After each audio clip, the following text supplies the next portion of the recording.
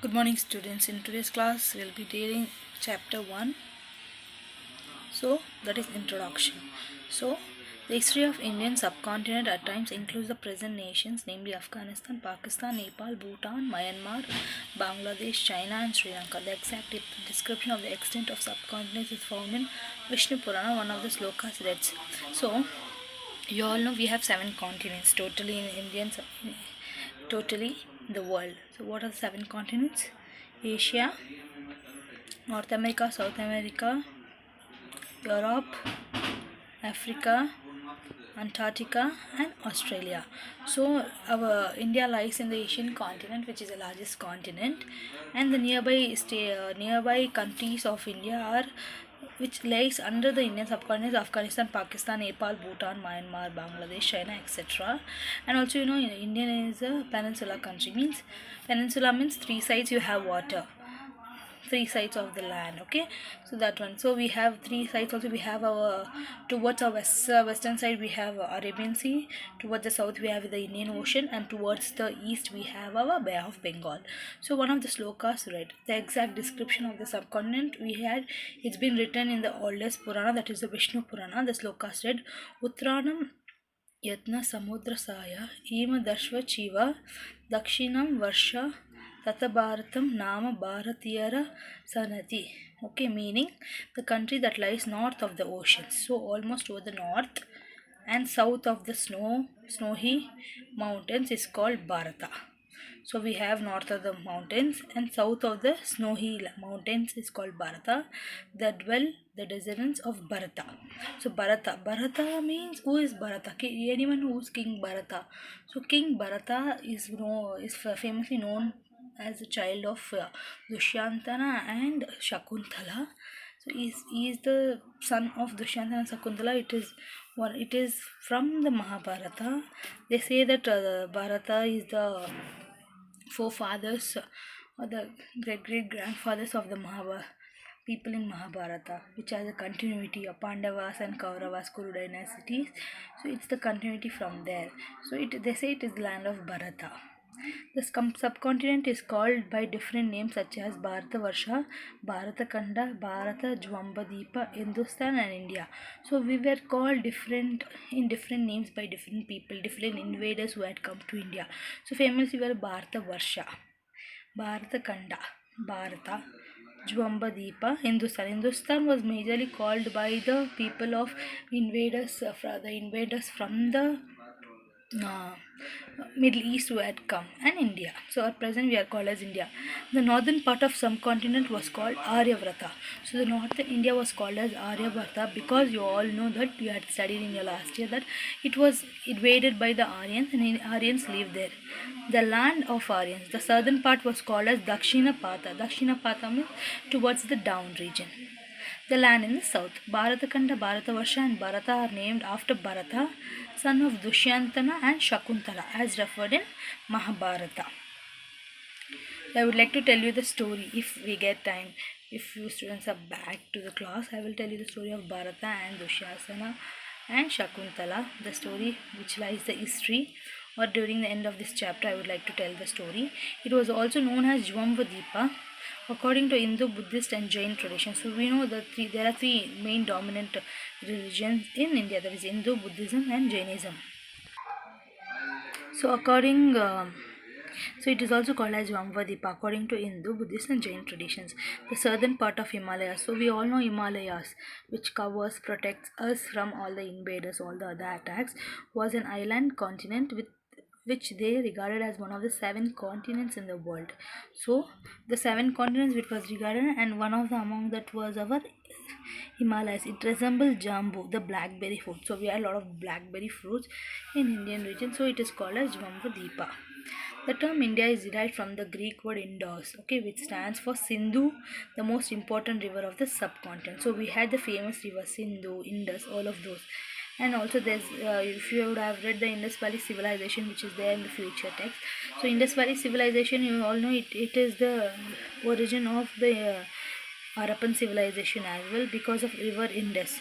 So the same way we have river Saraswati, which we say now it is flow, it is not there, it is not flowing now in India, which they say it has been flowing under the land now because of there is floods all happening. Okay, then you have your Ganga, Yamuna, Brahmaputra. So Sindhu also is one of the river in the subcontinent. It should be noted that it includes South India too. So India is not just made up of North India, it is also made up of South India. Hindustan was widely used during medieval period. So during the rules of the invaders, Arabs, Arabs were here, and the people from Middle East who were ruling, and the Muslim rulers, they used to call it as mostly Hindustan. Persian called the river Sindhu as Hindu and land as Hindustan. So river Sindhu was called as Hindu by the Persians. The abbreviated version Ind refers to the present Republic of India. So in today we have Ind, right? So that is referred and abbreviated as Republican of India. Then the impact of geography of India. So when you say geography, that is the major, talks about the land, the regions and all of those. So impact of geography on Indian history is the physical features of India such as Himalayas, the northern plains, the desert, the mountains, the Vindhyas, the Aryavalas, the Sahyadris, etc. The Deccan Plateau and the coastal line have helped and molded the development of different political units and cultures. When we talk about what to say the natural things and natural this one geography, India has a lot of deserts, mountains, and there is oceans, and there is Western Ghats, Eastern Ghats, which is there, and there is the Deccan Plateau, and the coastline help the mold the development of different political units and cultures. So because of all this, we were adapted by different cultures, and a lot of people invaded us. That was a major reason where India became the multilingual and multicultural country. The Himalayas separated India from the rest of the Asia. It forms a natural barrier, protects India from invaders and the cold winds from the north. So what happened? Himalaya is one of the biggest support. We can say it's just like a protector or a crown which protects India from invaders. People can't just come inside India because you have to cross Himalayas. It is biggest barriers because of the mountains, because of snowy land. Then you have, and also it protects us from the cold winds from the north. They have given birth to ever flowing North Indian rivers. So ever flowing. So you have two types of river, perennial and non-perennial. Perennial means the rivers are which flow throughout the year. Non-perennial are which is seasonal rivers. If there's rainfall, yes, it will flow. But the North Indian rivers all are perennial because it flows throughout because of the ice which melts in the Himalayas that flows throughout and it comes down as river water. So we have your Ganga river, Brahmaputra. So we have the ever flowing rivers like Brahmaputra, Ganga, etc. So what happens? The rivers have formed the most fertile northern plains. Okay, so when there is rivers, the land become very fertile and it is used for growing crops. These plains were cradle of civilization and empires. Because of these all rivers, we had civilization started and a lot of empires was been there. The richness and prosperity provided by the fertility of the land assured availability of basic necessities. It paved the way for material, spiritual, and physiological development of man. So, because of this fertility of land, it assured availability of basic necessities like food, water, etc. And it also paved way for material, spiritual, philosophical development in that region.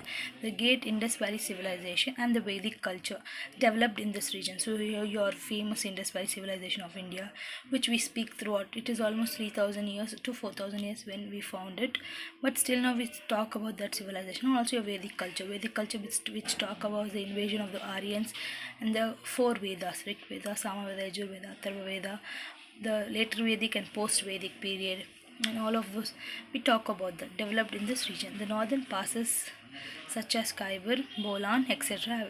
have helped India to have a commercial and relations with the West and also possessed India to repeat Western attacks. So what happened? Because of all of this, we had trade relationship with Western countries, so like Europe, like a Middle East, etc. And also we have, it also paved way for Western attacks. So a lot of Western invaders have come. This is the way how your Arabs came in, and your Muslim rulers came in and ruled. Then your Britishers came in and ruled India. The western deserts and dense forest of the Deccan Plateau have turned the people into hardworking and warlike. So what happened? Because of the deserts, Rajasthan, we have the desert. So that region, the desert region, then you have the dense forest in the Deccan Plateau.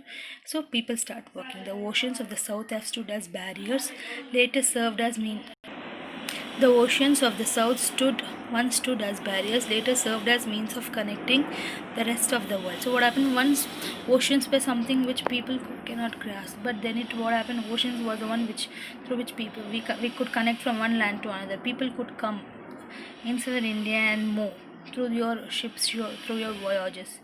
They have helped to develop the commercial and cultural relationship with the West. Because of oceans, we had the trade relationship with other country. The geographical diversity and zones within the subcontinent, existence of various races like Dravidian, Alpine, Mongolian, and different types have led to the development of different languages and cultures.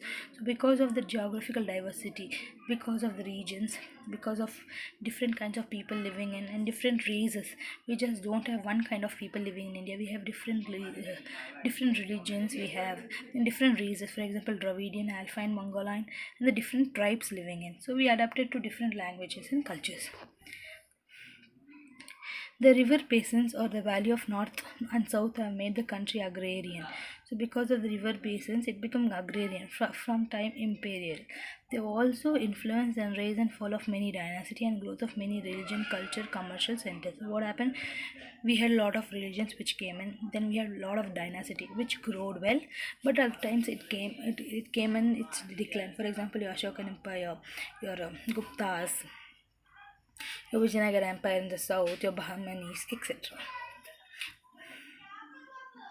Many varieties of minerals and rocks are available in abundance. The rocks and stones like sandstone, marble, and granite have helped the development of architectures like palaces, forts, hills, forts, etc. So what happened? We are very rich in everything. Okay. For example, we say natural resources is one of the basic necessity in everyone's life. For example, petroleum we get it from the other country. In the same way, Himalayas is having a lot of natural resources which is being not touched by any of the countries till now. So it has a lot of natural resources in Himalayas region.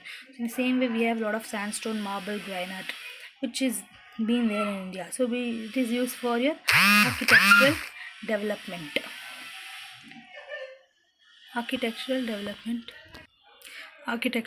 So we can see a lot of forts, lot of different kind of things. For example, in Karnataka, you can see when you go to Hampi, Belur, Halebeedu, you can see a lot of forts. Then you have your famous Tipu Palace in Bangalore. Then you have your famous Taj Mahal in north, Fatehpur Sikri. Then you have your Hawa Mahal. And in Rajasthan, many of the things. So it is all made up of many things. And in Tamil Nadu, you have your Tanjavur temple, which is made up of different granite, which is not found in South India. It's almost bought from some other country. So you can see for 1010 years, the way the culture, the architecture, development made by our great kings. And also help the development of sculpture. The big rocks in the hills help to develop cave temples. Abundance of the rain and favorable climate resulted in the growth of rich flora and fauna.